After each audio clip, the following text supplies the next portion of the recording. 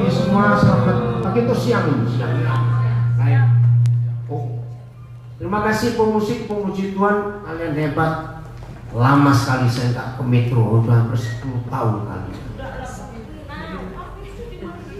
Lain Metro, MDC-nya di sini lama toh. Baik. Terima kasih. Saya senang bisa bertemu dengan saudara orang-orang hebat yang di rumah juga gitu.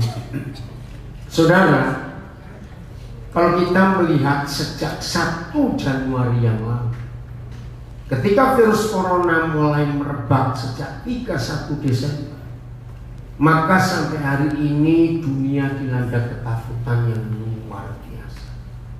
Betul? Nah, apa yang kita lihat fakta? Iblis menang, gereja kalah. Bukan kita boleh seenaknya, tidak. Tetap harus berjaga-jaga. Tapi sikap hati ini yang menentukan.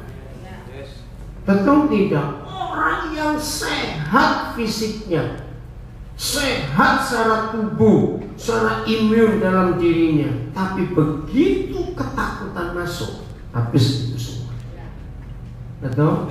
Nah, Alkitab menulis yang namanya teror itu nggak harus teroris. Betul tidak? Yang namanya teror itu yang nakut-nakutin. Maaf, jangan tersinggung dulu saya ngomong ini. Sering nggak mama-mama jadi teror untuk anak-anak? Maaf. Untuk suaminya. Untuk suaminya juga. Betul? Kenapa saya sebut mama-mama sering jadi teror untuk anak-anaknya? Tapi kalau mama-mama ngajar, mesti kan nakut-nakutin. Awas kamu nggak naik kelasnya, awas kamu nggak bisa bacanya, awas kamu nggak begitu. Nah, yang anak-anak itu tadinya harus pinter. Gara-gara diteror mamanya, jadi loh, betul tidak? Nah, jadi teror itu nggak harus teroris. Memang teror itu cuma dari iblis, sebab iblis selalu menakut-nakuti. Tadi Dr. Chandra sudah bilang bahwa ada morfin yang lebih hebat, berapa ratus kali lebih kuat daripada morfin yang ada di dunia. Namanya endorfin. Dan itu Tuhan berikan gratis kepada kita. Endorfin itu bekerja melalui saraf otak kita. Saraf otak yang betul-betul penuh sukacita, penuh kebahagiaan, maka orang itu endorfinnya akan bekerja luar biasa. Maka itu betul kata Amsal, hati yang gembira adalah obat yang manjur. Maka itu orang gila sehat. Loh, fakta itu saudara, orang gila itu sehat loh. Betul, karena mereka hatinya gembira terus. Nggak punya ATM, nggak pusing.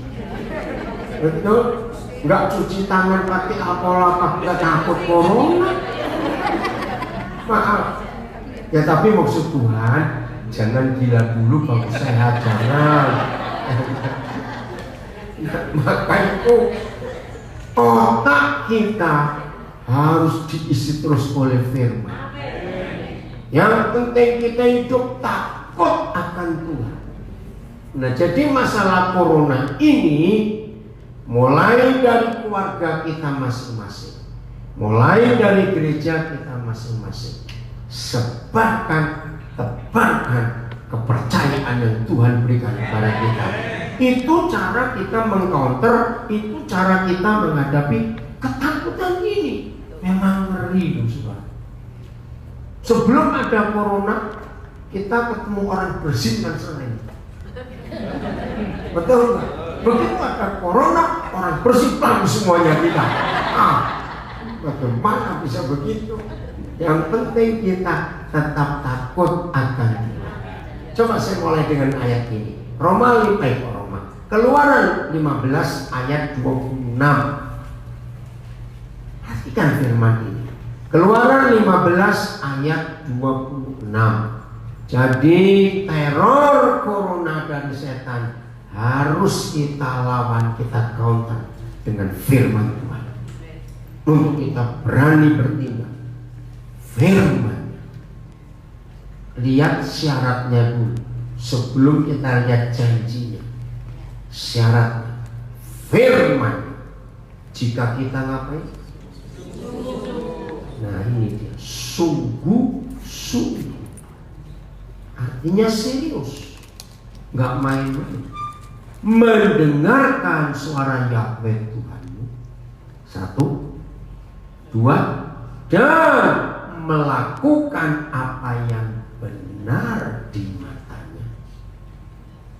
3, dan memasang telinga kita kepada perintah-perintahnya. Yang 4, tetap mengikuti segala ketetapannya. Ini syarat 4 hal ini. Mari kita ulangi lagi. 1, jika kita bagaimana? Sungguh-sungguh mendengarkan suara Yahweh Tuhan kita. 2, melakukan apa yang benar di matanya. 3, memasang telinga kita kepada perintah-perintahnya. Yang 4, tetap mengikuti segala ketetapannya. Apa dampaknya? Maka aku tidak akan menimpakan kepadamu, kepada semua kita yang melakukan 4 hal tadi, kepada kita penyakit manapun yang telah kutimpakan kepada orang Muslim, sebab aku Yahweh lah yang menyembuhkan engkau. Nah ini cara kita mengcounter teror itu. Ada jaminan, ada asuransi, ada garansi, ada keyakinan dengan 4 hal tadi. Terus itu terjadi dalam hidup kita.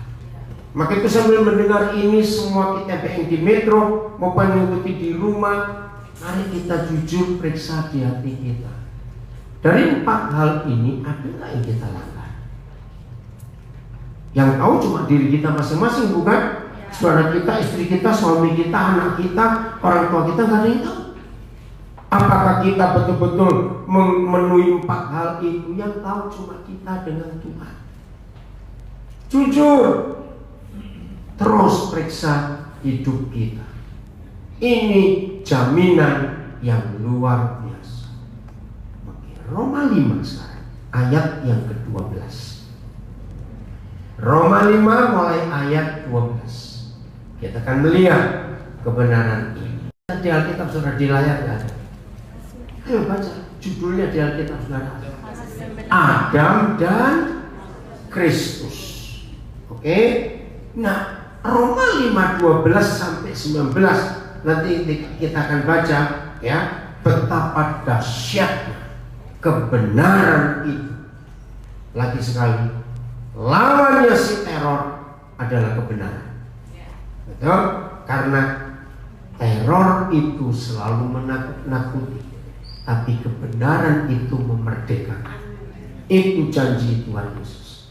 Sebab itu, sama seperti dosa telah masuk ke dalam dunia oleh satu orang. Siapa satu orang ini menurut judulnya? Adam. Oke? Dan oleh dosa yang dibawa Adam itu juga maut ikut masuk ke dalam dunia. Demikianlah maut itu telah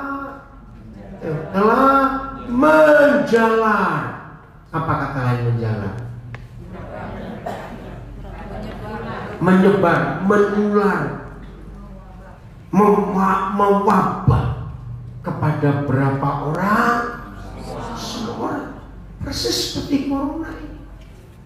Gara-gara di satu pasar di kota Wuhan, di Tiongkok, nyebar ke seluruh dunia. Sekarang begitu menakutkan. Karena semua orang telah berbuat dosa. Jadi percaya betul saudara, darah Yesus itu hebat. Maka itu kita harus mengambil keputusan untuk hidup sungguh-sungguh dengan Tuhan. Ayat 13. Ayat 13. Ayo, mana? Sebab sebelum hukum Taurat ada, telah ada dosa di dunia. Tetapi dosa itu tidak diperhitungkan kalau tidak ada hukum Taurat. Artinya begini, hukum Taurat memang baik, tapi tanpa anugerah hukum Taurat tidak mungkin bisa kita lakukan karena terlalu berat. Jadi ayat 13 artinya ada anugerah dari salib Tuhan Yesus, ada anugerah dari kematian dan kebangkitan Tuhan Yesus. Katakan amin. Maka semua kekuatan dosa hanya karena anugerah, maka dosa itu kalah. Amin. Nah, kalau semua kekuatan dosa itu sudah kalah oleh anugerah dari Tuhan Yesus, pertanyaannya, kalau kita tetap hidup dalam anugerah, masih ada nggak dosa bisa menguasai kita? Tidak. Jadi pilihannya, kita mau hidup di bawah hukum mana? Hukum Taurat atau hukum anugerah? Itu maksudnya. Ayat 15, saya lompat ya. 15. Tetapi anugerah karunia Tuhan ngapain? Tidaklah sama dengan pelanggaran Adam. Jadi jelas sekali, memang akibat pelanggaran Adam itu, tadi kita sudah baca ayat 12, maut dan dosa mewabah, menjalar, membunuh banyak orang di dunia. Tapi karunia Tuhan, anugerah Tuhan tidak apa? Tidak apa? Tidak sama dengan pelanggaran Adam. Nah, sekarang kita akan melihat antara Adam dengan Kristus. Dua pribadi ini sama-sama masuk ke dalam dunia. Adam membawa maut dan dosa, Kristus membawa anugerah dan pengampunan. Nah, jadi saudara simpan dulu kalimat pertama ayat 13 ini. Karunia Bapa di surga tidaklah sama dengan pelanggaran Adam. Saya harap saudara mengerti kata tidak sama. Artinya, walaupun ngeri akibat dosa itu karena neraka, tapi percayalah, karunia Bapa kita dengan membiarkan Yesus mati dan dikuburkan tapi bangkit lagi, itu jauh lebih besar daripada pelanggaran Adam. Amin. Itu cara kita beriman. Terus, sebab jika karena pelanggaran berapa orang? Satu. Maka semua orang telah jatuh ke dalam kuasa maut. Ini ada koma jauh, terus jauh, ayo baca, lebih besar lagi apanya? Kasih karunia Tuhan lewat salib Kristus. Coba saudara renungkan, maka jauh lebih besar lagi. Saya harap dengan cara intonasi saya seperti ini, semua kita nangkap. Maka itu memang corona ini menakutkan, tapi dalam nama Yesus, kasih karunia Tuhan kita jauh lebih besar daripada corona itu sendiri. Jadi masalahnya bagaimana sikap iman kita hidup dalam kebenaran dengan 4 syarat tadi. Saya ulangi lagi dengan mengutip kalimat Dr. Chandra tadi. Ada endorfin di hidup kita gratis dari Tuhan. Itu ratusan kali lebih kuat dari obat apapun yang dibuat oleh manusia. Nah, endorfin itu ditentukan oleh syaraf otak kita, yaitu syaraf yang mengeluarkan zat endorfin itu, yaitu syaraf yang selalu bahagia, sukacita, tidak takut, ada keyakinan. Maka itu orang gila sehat terus, itu endorfinnya bagus banget, nggak pernah takut apa. Hai, gila kamu, maaf. Maka itu endorfinnya kerja terus. Mana nggak pusing, mana marah, makan cuci tangan. Maaf. Nah, maka itu ini harus kita imani dalam hidup kita. Maka itu secara garis bawahi kalimat firman ini jauh lebih besar lagi kasih karunia Tuhan. Terus belum selesai, dan baca karunianya. Coba pelan-pelan. Apa kata lain karunia? Pemberian, anugerah, apa hadiah. Nah, jadi Bapa di surga memberikan karunia-Nya, memberikan hadiahnya, memberikan perlindungannya, menyediakan pengampunannya, dan semuanya ada di dalam karunia Tuhan ini. Yang, coba perhatikan satu kata, yang aja. Nah, stop dulu. Apa bedanya diberikan dan dilimpahkan? Beda tidak, saudara? Beda. Dilimpahkan itu banyak semua. Nah, ingat, dosa yang dibawa Adam itu nggak dilimpahkan oleh iblis, cuma diberikan begitu saja. Tapi toh dampaknya mengerikan bagi dunia. Maka itu kalimat jauh lebih besar lagi kasih karunia-Nya dan karunia-Nya yang dilimpahkan atas siapa? Ya kita toh, semua orang, karena satu orang, yaitu Yesus Kristus. Tepuk tangan saudara-saudara. Ini jaminan yang hebat sekali. Betul? Apa yang kita perlu takuti lagi? Asal kita tetap hidup dalam hukum dan jalur yang Tuhan tetapkan untuk kita. Berapa kali dia pesan kepada Yosua, jangan engkau menyimpang ke kiri ataupun ke kanan. Masih ingat? Kenapa Bapa di surga harus pesan, jangan engkau menyimpang ke kiri atau ke kanan? Artinya ikuti. Maaf, saya harap saudara jangan takut kalau saya ngomong ini, tapi saya harus ngomong. Kunci kegagalan murid-murid Yesus untuk menikmati semua janji Tuhan itu pintunya sederhana. Tolong perhatikan, jengkel. Lu serius? Jengkel itu besar atau kecil? Kecil tuh jengkel, besar.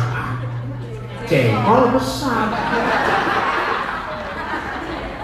Jengkel itu kecil, betul. Tapi ini kunci, saudara, untuk buka kuasa dosa masuk ke hidup orang. Awas ada yang berkata, tapi saya nggak pernah ngomong jengkel kok Pak Pendeta. Terus cuma aja. Awas ya suami istri ya, awas. Mungkin juga nggak, kata lain, tidak mengampuni. Jangan main-main. Selama saya jadi hamba Tuhan ini, saudara, saya melihat fakta. Iblis sangat berhasil menghancurkan hidup iman murid-murid Yesus. Bukan karena berzina, bukan karena mencuri, karena tidak mengampuni. Tolong catat. Maka itu saya ulangi lagi. Sambil mendengar ini termasuk yang diri. Tidak mengampuni diawali dengan jengkel. Loh, kenapa begitu fatal? Hanya karena tidak mengampuni. Fatal. Tak, saudara. Silakan rajin doa puasa, silakan rajin pelayanan, silakan rajin doa pagi, silakan hafal ayat-ayat Alkitab. Tapi begitu kita tidak mengampuni, semuanya gak ada arti. Saudara, penting. Maka itu saya katakan lagi, ternyata iblis sangat berhasil merusak hubungan kita dengan Bapa di surga karena kita tidak mengampuni. Awas ada yang ngomong begini, Pak Pendeta, saya tuh gak punya musuh, cuma ada berapa orang saya malas ketemu. Sama goblok.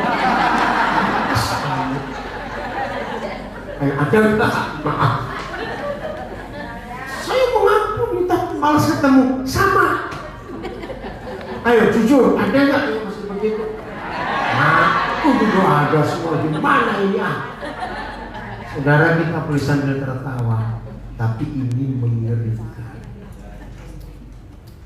Tidak mengampuni merusak sumber syaraf endorfin. Betul tidak? Itu merusak.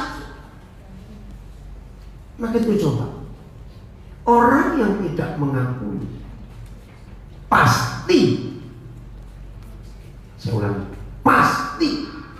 pasti apa? Pasti jadi langganan setan. Tahu kata langganan? Apa itu langganan?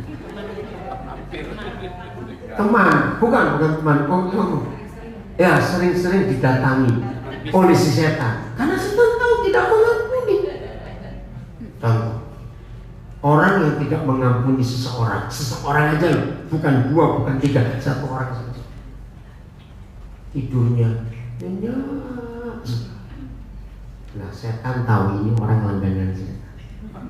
Atau wajahnya dinomolin orang itu, walaupun tidurnya sudah nyenyak, kalau yang jengkelin wajahnya muncul, bangun gak?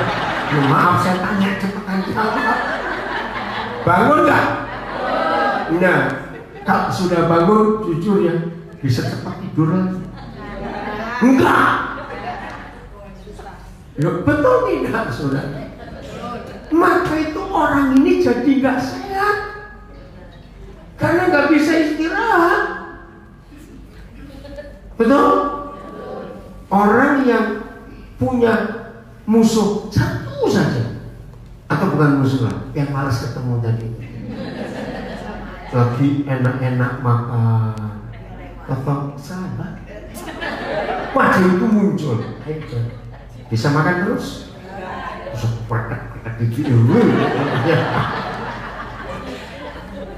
Kita boleh sambil tertawa, tapi ini masalah. Tidak mengampuni. Ayo kita berubah. Maaf, saya ambil contoh yang lain ya. Kalau ada orangnya jangan tersinggung, tapi bertobat. Firman Tuhan atau firman ibu mertua yang lebih gampang dihafal? Saya tanya, ini cuma mikir saja. Ayo, firman Tuhan atau firman ibu mertua yang lebih gampang dihafal? Coba ya, kalau Pak Gembala tanya, saudara-saudara, 2 minggu lalu saya khotbah apa ya? Nah, ya apa ya? Terus masih garuk-garuk.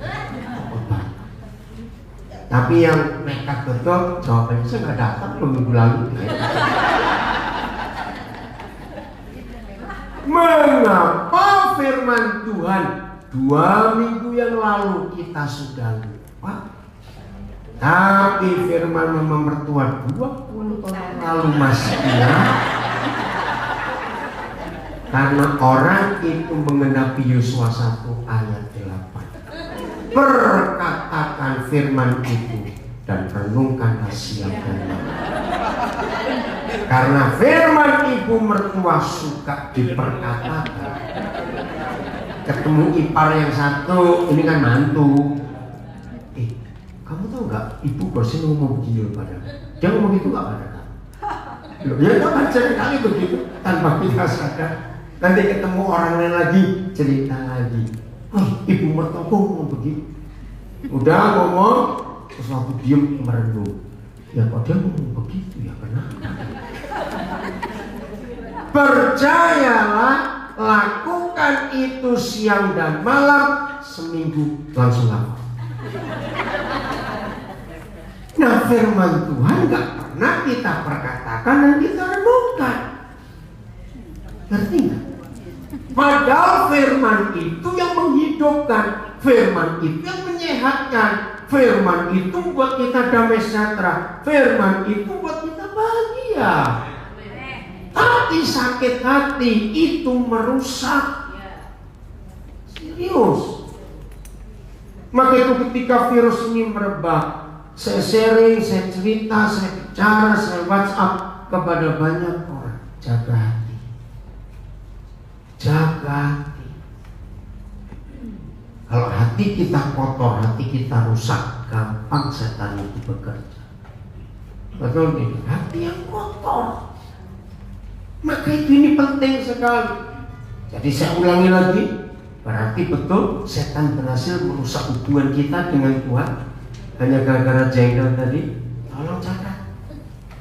Percuma kita makan obat apa saja, percuma kita cuci tangan berkali-kali, pakai pembersih virus bakteri di tangan kita, kalau hati ini tidak mengampuni, percuma.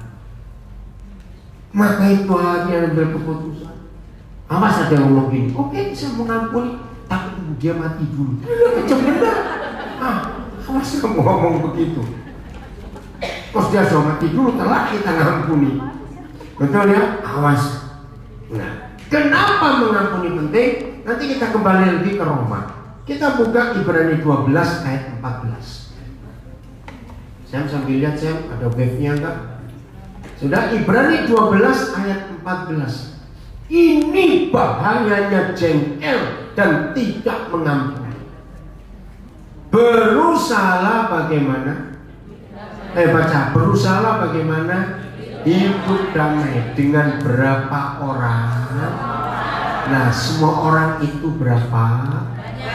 Salah. Semua orang itu ya semua. Begini kalau banyak ya, misalnya penduduk metro misalnya 100.000 misalnya. Seorang nggak boleh ngomong kepada Tuhan, Tuhan, aku berdamai dengan yang 99.999. Tinggal yang satu. Ngerti maksudnya? Nah, itu banyak yang Tuhan minta. Jadi kalau kita sudah berdamai dengan 99.999, tinggal satu yang tidak, maka itu namanya belum berdamai dengan semua orang. Sambil mendengar ini, awas yang bukan penduduk asli metro, misalnya dulu pindah dari Palembang. Dan waktu sore dilakukan Palembang pindah ke metro, masih ada musuh ketinggalan di sana. Awas ya. Maaf, saya cuma ngomong. Jangan bilang aku bebas dari Palembang, aku pindah ke metro, aku nggak punya musuh sekarang. Di metro kok nggak punya musuh. Nah, yang ketinggalan di Palembang mau diapain? Berdamai dengan semua orang. Nah, terjemah yang betul begini. Dan kejarlah hidup damai dengan semua orang. Sebab tanpa hidup damai dengan semua orang, kalimat ini penting. Terus, tidak seorang pun akan melihat Tuhan. Nah, ayat ini yang dipakai oleh iblis untuk merusak hubungan kita dengan Tuhan. Dan saya ulangi, iblis sangat berhasil. Mari kita renung. Kalau melihat Tuhan saja tidak bisa, ketemu bisa? Jawab dong. Kalau melihat aja nggak bisa, ketemu bisa tidak? kalau kita nggak bisa ketemu Tuhan, berarti perlindungan dari Tuhan dekat atau jauh dari kita? Ini dia. Maka itu jangan main-main dengan jengkel dan tidak mengampuni. Itu fatal.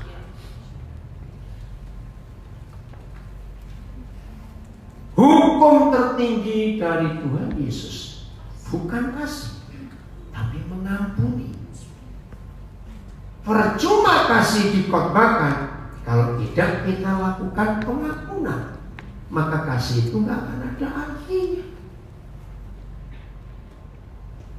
Maka itu kenapa berkali-kali Tuhan Yesus memberitahu kita, ampuni musuhmu, berkati orang yang membenci kamu, dan sebagainya. Kalau musuhmu makan, kalau musuhmu lapar, kasih makan. Jangan ada racun. Mengapa hukum itu ada? Karena ini. Saya mau sampaikan kebenaran ini. Apa yang terjadi dalam hidup kita, semulai dengan kami para hamba Tuhan, pendoa, pelayan Tuhan, pemusik, guru sekolah minggu, pelayanan wanita, semua bentuk pelayanan.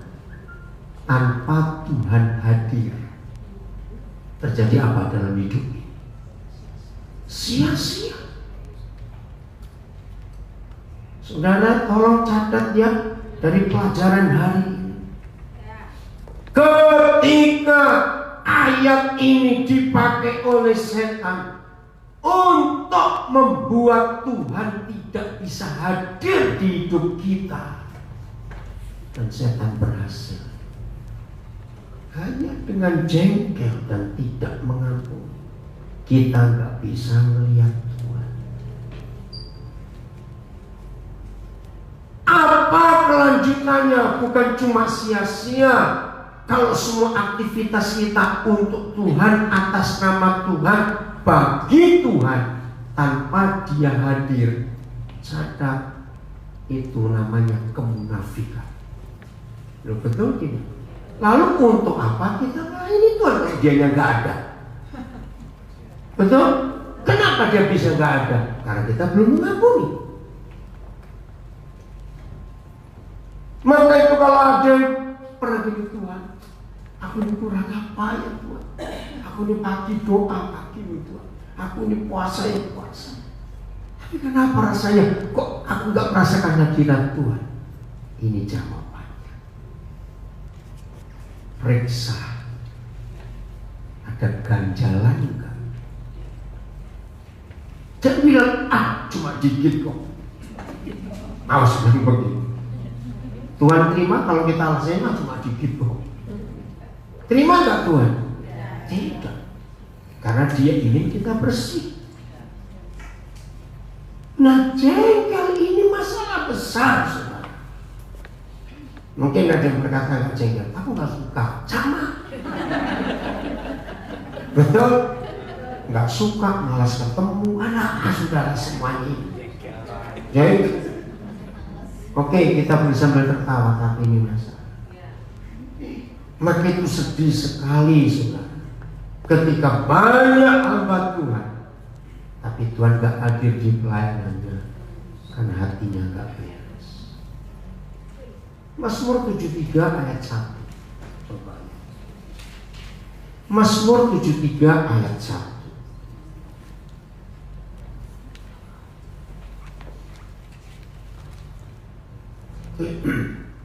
Mazmur Asaf. Sesungguhnya Tuhan itu bagaimana? Baik. Bagi semua orang? Tidak. Bagi kita yang tulus hatinya, bagi kita yang bersih hati. Nah, dari Mazmur 73 ayat 1 kita belajar, walaupun kita nyanyi sejuta kali Tuhan itu baik, God is so good, tapi kalau hati kita nggak bersih, malaikat yang jawab, pray. Loh betul tidak? Nyanyilah 1 juta kali Tuhan itu baik kok disuka. Kalau hati ini nggak beres, kita tetap tidak akan merasakan kebaikan Tuhan. Bayangkan apa yang terjadi dengan hidup kita kalau kita nggak bisa merasakan kebaikan Tuhan. Ngeri bukan? Maka itu ayo kita jujur. Apalagi yang jengkelnya sudah menaun sampai lupa siapa yang pernah aku jengkel kok lupa. Ada orang seperti itu karena terlalu banyak yang disimpan sampai lupa, tapi masih ganjal terus di hati ini. Saudara jangan main-main. Maka itu di seluruh Alkitab tidak ada hal lain yang Papa beri kepada kita sebuah permintaan, jagalah, kecuali hati. Seluruh Alkitab kita tidak menemukan ada perintah jagalah. Tuhan nggak bilang jaga duitmu ya, jaga pipimu ya, jaga berlianmu, enggak. Betul? Yang Tuhan minta jaga apanya? Hati. Oke, kita buka Amsal 4:23. Jadi virus corona dan virus-virus lain otomatis mati dari hidup kita kalau ada firman ini kita lakukan. Jagalah hati kita dengan segala kewaspadaan, karena dari ya sudah tahu situlah, maksudnya dari hati terpancar hidup. Sekarang renungkan, kalau hati kita nggak dijaga, hati kita kotor karena ada jengkel tadi, yang keluar apa? Lawan katanya kehidupan itu apa? Penyakit yang mematikan otomatis akan masuk ke hati yang kotor. Betul tidak? Tapi kalau saudara dan saya bisa menjaga hati kita terhadap semua yang iblis coba masukkan ke hati kita, maka kehidupan yang memancar, bukan kematian. Maka itu ayo hari ini kita bertekad untuk mengalahkan kematian ini dengan cara menjaga hati kita. Awas yang kupingnya tipis. Tahu kata kuping tipis? Ngapain cepat? Apa itu kuping tipis? Iya, ada orang ngomong hal kecil aja, wah, menyala kayak apa begitu. Nah itu kuping tipis. Nah biasanya orang seperti itu jadi langganan setan juga. Betul toh? Karena setan sering datang ke orang itu untuk bawain berita-berita hoax itu. Ingat, hanya Tuhan Yesus, tidak ada pribadi lain di seluruh alam semesta yang pernah berkata begitu. Kalau iya, katakan iya. Kalau tidak, katakan tidak. Selebihnya, nah itu. Jadi hoax itu sudah ada sejak zaman Yesus dulu. Nambah. Memang ada istilah di dalam gereja, dan saya setuju. Yang namanya manusia itu aneh, beda dengan binatang. Manusia itu kalau dititipin duit sering kurang, kalau titipan omongan pasti lebih. Lo betul tidak? Ya bertobat gitu, betul-betul aja. Pokoknya kalau enggak jangan ditambahin, kalau iya juga jangan dikurangi, ya biar begitu. Maka hidup seperti ini kita nggak gampang diracuni oleh setan. Maka itu saya ulangi lagi, siapa yang sampai hari ini masih jadi langganan setan, itu orang paling bodoh sedunia. Langganan kok setan? Coba langganan sate Pak Saleh kan enak. Ya nggak tahu sate Pak Saleh itu apa, datang ke Metro. Ngerti ya? Nah, kepada kita yang setan tidak pernah bisa jadikan langganan, maka kita sehat juga. Amin. Orang ngomong apa saja, jadilah budek. Betul? Loh, kamu dimaki-maki kok tertawa? Gak perlu. Ya, enggak dengar. Ngapain dilaki? Betul? Ini aku bertanya dong. Nah, dulu saya pernah bodoh gara-gara mulut usil. Ya. Orang yang suka gosip, langganan gosip, itu pasti suka kalau ada kata, aku beritahu kamu, ini didapat dari sumber yang bisa terpercaya. Pernah dengar kata itu? Terus orang suka gosip, muncul, cerita. Awas yang betul. Nah ini masih lumayan. Yang lebih goblok kalimat, aku kasih tahu kamu, tapi jangan beritahu orang lain. Ada seperti itu? Nah, Roh Kudus ngajari saya. Dan ya, kalau ada orang ngajak ngomong kamu pakai kalimat, aku beritahu kamu, tapi jangan kasih tahu orang lain. Lepas sepatumu, pukul pipi kiri orang itu 13 kali, pukul pipi kanannya 14 kali. Lu kok banyak betul Tuhan? Jadi tok 27 kali. Saya tanya kenapa? Perhatikan kalimat orang. Aku beritahu kamu, tapi jangan kasih tahu orang. Berarti yang diajak ngomong ini orang atau bukan? Loh cepet jawab saya. Loh orang atau bukan? Ya sudah, tampar 27 kali. Kalau kamu nggak ingin orang lain tahu, ceplok aku juga orang. Pergi ngomong sama anjing sana. Loh betul tidak? Nah itu gobloknya tukang gosip yang begitu. Dianggap bukan orang kok diterima. Betul? Mudah-mudahan di sini ada. Jadi hal-hal seperti itu membuat sampah dan racun di hati kita.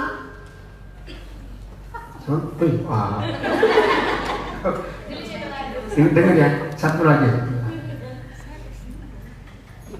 Orang bisa tersinggung gak? Kalau ada yang ngomong anjing kamu, biasanya marah gak? Nah itu goblok juga. Loh kalau bukan anjing ngapain marah? Yang marah kan cuma anjing. Loh aku gak percaya. Loh betul tidak? Cepat anak. Ya sudah bertobat. Kan dia ngomongnya ke anjing, kan kita orang. Nggak usah ditanggapin, senyum saja. Ya kok nggak update? Ya wes. Nah itu hal-hal kecil yang iblis buat kita jadi langganannya. Sehingga kepada orang-orang yang suka tersinggung, gampang jengkel itu, hidupnya pasti nggak sehat. Betul tidak? Karena jengkel terus. Jadi hidup yang benar di hadapan Tuhan. Amin. Mulai hari ini jangan ada yang bodoh. Betul? Hidup bijaksana karena firman Tuhan yang menolong kita untuk kita menikmati janji-janji Tuhan yang luar biasa. Kembali ke Roma 5 ayat 16 sekarang.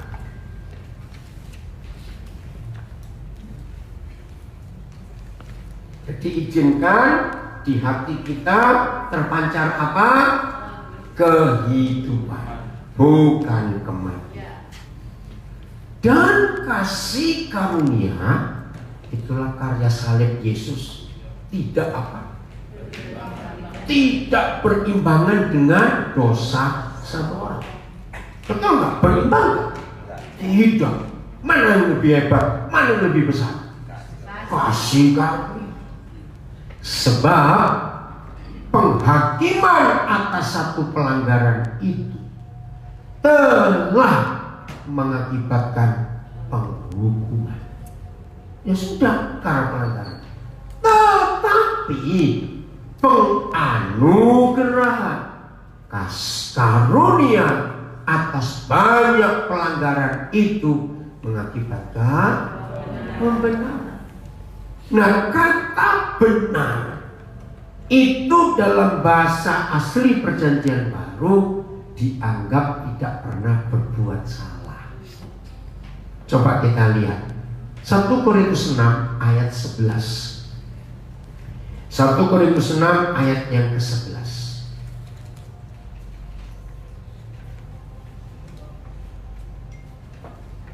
Ini cara Bapa kita memulihkan hidup kita. Dan beberapa orang di antara kita demikianlah dahulu. Apa itu? Daftarnya ada mulai ayat yang ke-9. Dosa ini, dosa itu, oh banyak sekali. Dulu semua kita begitu. Tetapi kita sekarang bagaimana?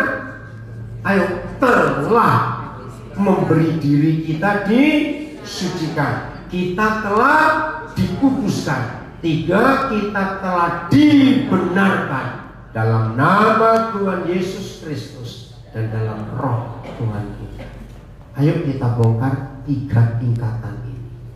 Dikudus, disucikan, dikuduskan, dibenarkan. Yang namanya agape itu adalah yang ketiga, dibenarkan. Apa itu kata dibenarkan? Saya ulangi lagi, dianggap tidak pernah berbuat salah. Kapan Tuhan Yesus melakukan pembenaran kepada murid-muridnya? Jawabannya kepada Simon Petrus. Petrus salah besar nggak kepada Tuhan Yesus? Berapa kali dia nyangkal? Nah, nggak dulu semuanya. 7 kali, 3 enak aja. Loh, kok bisa? Dengar ya, 3 kali memang di halaman rumah imam besar Kayafas, terus ayam berkokok. Keempat kali waktu Maria Magdalena sebagai murid pertama yang ngecek ke kuburan dan ternyata kubur sudah terbuka, mayat Yesus nggak ada. Masih ingat ya? Sampai tukang Yesus dikira tukang kebun. Kalau kamu curi mayatnya, tolong beritahukan aku. Untuk Yesus nggak tersinggung kayak kita. Aku gurumu bilang tukang kebun enak. Begitu Maria mendengar suara Yesus panggil Maria, langsung dia sadar, guru. Yesus hilang. Lari Maria Magdalena ketemu murid-murid yang lain termasuk Petrus. Percaya nggak Petrus? Kelima kali akhirnya Maria ibu Yesus ngecek ke kubur, mengajak murid-murid perempuan yang lain. Masih ingat ya? Begitu rombongan Maria ibu Yesus sampai ke kubur, mereka kaget. Gak ada, kubur sudah terbuka, batu besarnya itu. Lari mereka ke kota memberitahukan saudara murid yang lain. Terus Petrus percaya gak? Keenam kali waktu 2 murid lagi yang kecewa pulang kampung, masih ingat ke Emmaus, karena mereka kecewa kenapa guru kita mati. Nah, begitu mereka perjalanan ke Emmaus, Yesus nimbrung bukan, ngomong-ngomong, mereka nggak tahu kalau ini gurunya. Begitu sampai rumah, mereka ngajak makan dan tulis pecahkan roti. Alkitab menulis terceliklah mata mereka. Mereka menjerit, guru. Yesus yang pergi. Lari mereka balik ke Yerusalem, memberitahukan teman-teman yang lain. Petrus percaya. 6 kali. Ke-7 kali ini klimaks. Dia kecewa dengan Tuhan. Dia kembali nangkap ikan. Betul, Yohanes 21. Padahal dia sudah janji loh. Masih ingat di Lukas 5 apa janjinya? Aku tinggalkan semua, aku ikut guru. Maka itu Tuhan Yesus berkata kepada dia, mulai hari ini kamu bukan berjalan ikan tapi benar. Loh, kok kok bisa dia balik nangkap ikan lagi? Betul? Berarti dia nyangka. Nah, logikanya, kalau saudara punya pabrik, punya toko misalnya, ternyata ada salah satu karyawan saudara yang menyangkal apa yang saudara produksi, dan orang ini memberi langganan, jangan beli di sini lagi, ini nggak bener, ada pemalsuan, kan nyangkal.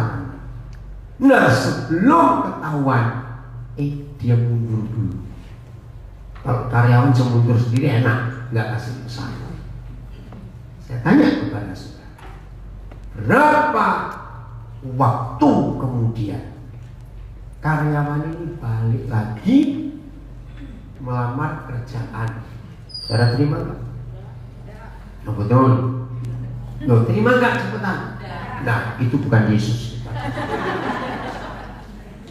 Nah, saudara, ini belajar dari Tuhan Yesus. Begitu selesai mencari ikan semalam-malaman nggak dapat, mereka kecewa. Pas mereka mau mendarat, Yohanes melihat itu guru. Petrus sadar, langsung terjun, nggak tunggu perahu sampai darat, langsung dia bersungkur di depan Yesus.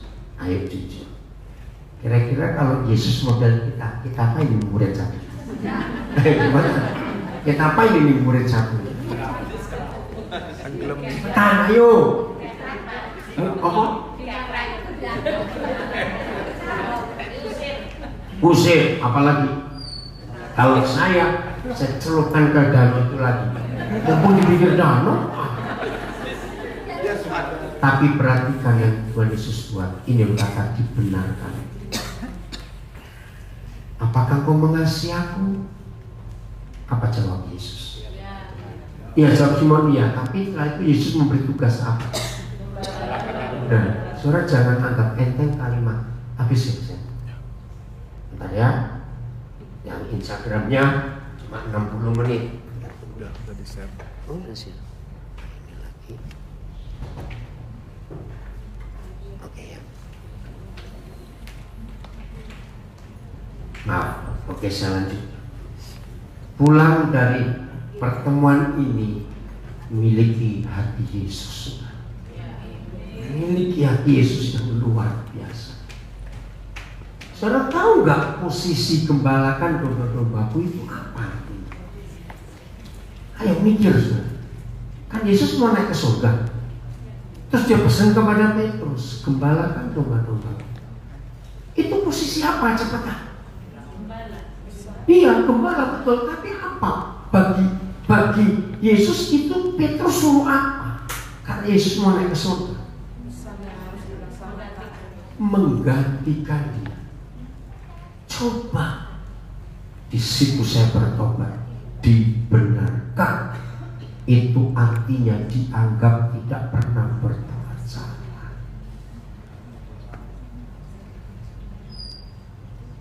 Mungkin ya, kalau kita ada mantan karyawan yang sudah merusak perusahaan kita, balik lagi. Kalau toh kita punya kasih, kita terima, tapi posisinya pasti turun toh. Enggak, betul nggak? Mau jadi OB dulu lah. Tapi bagi Tuhan Yesus, Petrus langsung menggantikan posisi Yesus. Saudara, karena dianggap nggak pernah berbuat salah. Nah, saya beri contoh kecil lagi ya. Saudara punya teman baik. Satu hari teman ini bilang, aduh, aku lagi kepepet. Aku pinjam 100.000 ya, 2 minggu kembali. Namanya teman, ya kasih. Nah, karena teman baik, saudara pun nggak nanti 100.000. Tapi ini manusia kita. Berapa waktu kemudian dia ngomong lagi kepada saudara, aku lagi kepepet. Boleh nggak jam 200.000, 2 minggu tak kembali. Kita beri namanya teman baik. Tapi di pikiran kita muncul apa? Pasti nggak bayar lagi. Lo ngerti nggak ilustrasi ini? Muncul apa di pikiran kita? Ya, jangan-jangan nggak balik lagi. Tapi kita beri. Karena memang kita nggak nuntut, teman baik. Nah, ini beda. Tuhan kalau mengampuni kita, betul-betul kita dibenarkan. Dia tidak menghitung kesalahan-kesalahan kita yang dulu. Katakan. Nah, sekali lagi, inilah satu-satunya cara yang ada di antara kita jadi langganan setan untuk dijengkelin, untuk dibuat sakit hati, dibuat kecewa oleh orang lain. Lakukan pembenaran atas orang itu. Oh, enggak, amin. Kalau saudara bisa membenarkan orang itu, hapus semua kesalahan masa lalu, hatimu bersih. Amin.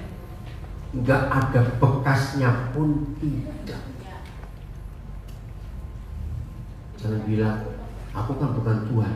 Awas ngomong begitu. Nah, saya dulu ngomongnya. Awas. Kalau Tuhan minta, berarti kita pun harus bisa. Suami istri, kalau sudah satu buat salah, jangan dikeluarkan salah-salah yang dulu semuanya. Sering nggak suami istri begitu? Terus apa semacam 74, 78, 81? Wah, lepas. Awas seperti itu, kita akan jadi langganan. Kita buka. Ini penting sekali. 2 Korintus 5 ayat 19. Bagaimana cara Papa ampuni kita? Ini penting. Ingat ya, kita masih belajar pada konsep Tuhan harus hadir di hidup kita. Amin. Supaya terlindung. Nah, untuk Tuhan hadir cuma satu, berdamai dengan berapa orang tadi? Semua orang. Nah, untuk bisa berdamai dengan semua orang, benarkan semua orang yang pernah salah kepada kita. Anggap orang itu nggak pernah salah. Amin. Ah, kok susah benar? Sebab Tuhan ngapain? Mendamaikan dunia kita ini dengan dirinya oleh terus. Nah, ini dengan tidak memperhitungkan pelanggaran mereka. Awas ada yang begini. Serius yang mengampuni, sungguh. Cuma saya mau dia datang dulu. Untuk apa? Baca-bacanya tahun 2004. Ada yang begitu? Loh, coba saya tanya kok. Nah, itu bertobat. Jadi masih ngitung-ngitung yang dulu. Saudara, betapa indahnya hidup ini. Penyakit manapun gak akan kena kepada kita, yang Tuhan selalu hadir di hidup orang itu. Amin. Kalau begitu Tuhan hadir, otomatis perlindungannya nyata lewat kita. Karena Dia hadir. Ayo, kalau Tuhan rajin hadir, selalu hadir di hidup kita, ada enggak setan goblok dan setan nekat berani nerobos? Coba saya tanya begini kok, ada enggak? Nah, kalau yang setan goblok dan nekat aja bisa mikir nggak berani nerobos, maka setan pinter lebih gak berani lagi. Karena yang pinter tuh bisa mikir. Ngerti? Ya udah gak ngerti, gak apa-apa. Ini hidup yang dilindungi oleh Tuhan. Ingat tadi Keluaran 15:26, 4 syarat ini. Mentaati semua firman Tuhan. Jangan main. Jadi ini cara Tuhan. Kembali ke Roma 15.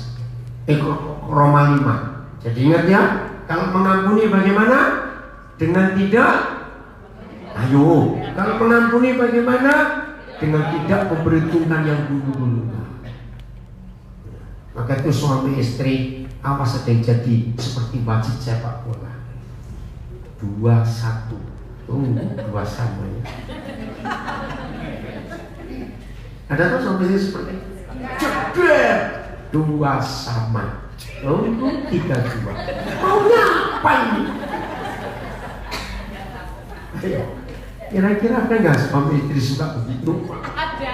Ada lah ya. Itu sumber penyakit itu, saudara. Tuhan tidak hadir. Apa tidak kosong? Apalagi kalau saudara pakai kalimat nyesel aku kawin sama orang itu. Loh.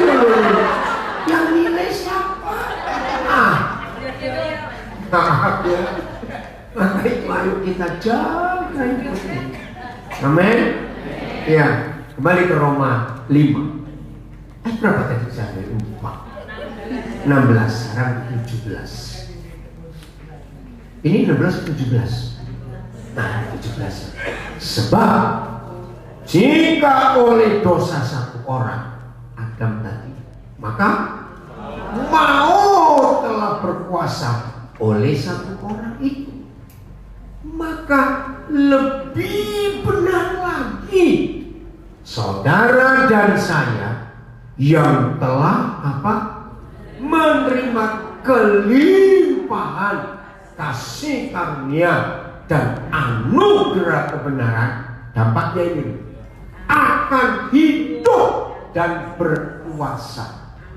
Catat, nggak cuma hidup tapi coba bayangkan, kalau saudara dan saya bisa memiliki hidup yang berkuasa, setan mana, penyakit mana yang berada dekat-dekat dengan kita? Betul tidak, saudara? Maka itu hidupi firman ini. Tuhan berikan gratis buat kita. Saya ulangi, akan hidup dan berkuasa oleh karena satu orang itu, yaitu Yesus Kristus. Begitu saudara dan saya mengaku dosa, kita bertobat, di hari pertama kita memutuskan untuk percaya Tuhan Yesus, sejak detik itu dan seterusnya, asal kita nggak keluar dari Dia, maka kita hidup dan berkuasa oleh karena satu orang itu. Amin. Asal kita tetap di dalam Dia. Maka itu ini jaminannya. Maaf, bukan saya mau nakut-nakuti, tapi untuk menantang iman ini. Kalau saudara sudah dengar firman ini, katakan kepada setan, setan, buat virus lain yang lebih ganas dari corona. Aku nggak pernah takut. Lu kok ketawa? Lu betul tidak? Kok kita sudah baca firman ini mau takut apa? Tantang setan. Mau takut apa? Dalam hidup kita ini dahsyat sekali. Siap untuk begitu? Bagian terakhir. Berarti siapa yang di dalam kita? Kita di dalam siapa? Oke. Yohanes 14 ini bagian terakhir ya. Yohanes 14 ayat yang ke-20. Yohanes 14 ayat 20. Ini jaminan kita dari Bapa di surga. Pada waktu itulah saudara dan saya akan tahu apa? Bahwa akunya siapa di sini? Tuhan Yesus. Ada di mana? Di dalam Bapanya, Bapa di surga. Dan siapa? Aku, saya ada di dalam Yesus. Yang ketiga, dan Yesus di dalam saya. Oke. Ayat ini pendek, tapi jaminannya luar biasa. Berarti saudara dan saya ada di mana? Sambil gini terus awas. Menurut ayat ini saudara dan saya ada di mana? Salah, enggak cuma di dalam Yesus. Ayo. Ayat pendek kok kayak ngajar anak TK sih. Susah. baca lagi pelan-pelan. Kita ada di mana? Ini pertanyaan penting. Ya, masih cuma dalam Bapa di surga saja. Ini bicara perlindungan dari virus, dari dosa apa saja. Kita ada di mana? Ayo, satu kali lagi. Saya beri kesempatan jawab. Gap. Nah, saya jawab sendiri kelamaan. Yang pertama, kita di dalam dua barikade yang hebat. Tahu kata barikade? Belum. Barikade bukan barisan, perlindungan. Ini kayak zaman perang. Nah, itu kalau ada demo-demo, kan polisi pakai kawat yang tajam itu barikade.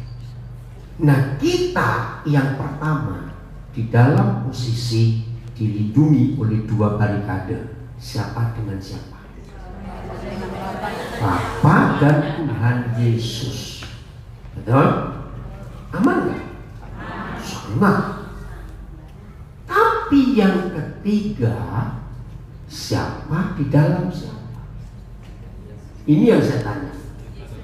Ayo, yang ketiga dulu, siapa di dalam siapa? Yesus di dalam saya. Ngerti nggak? Maka itu kalau saya tanya, jadi kita di mana? Jawabannya, kita dibungkus luar dalam oleh Tuhan Yesus.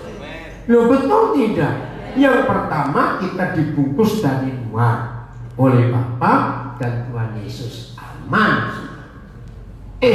Nggak cukup. Yesus harus masuk di dalam kita. Bisa bayangkan nggak? Coba perenung sebentar, seperti anak kecil kalau digendong mamanya, aman nggak sih? Loh, hidup seperti ini aman tidak? Ya sudah, ini jaminan yang luar biasa. Pada waktu itulah kita akan tahu bahwa Yesus di dalam Bapanya dan kita di dalam mereka, dalam Bapa dan dalam Yesus, dan yang terakhir Yesus di dalam kita.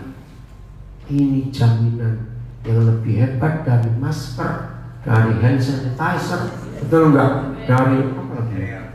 Dari alkohol, dari apa saja. Walaupun dari apa? Empon-empon.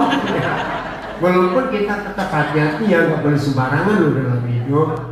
Tapi yang penting jangan ada ketakutan dan kekhawatiran.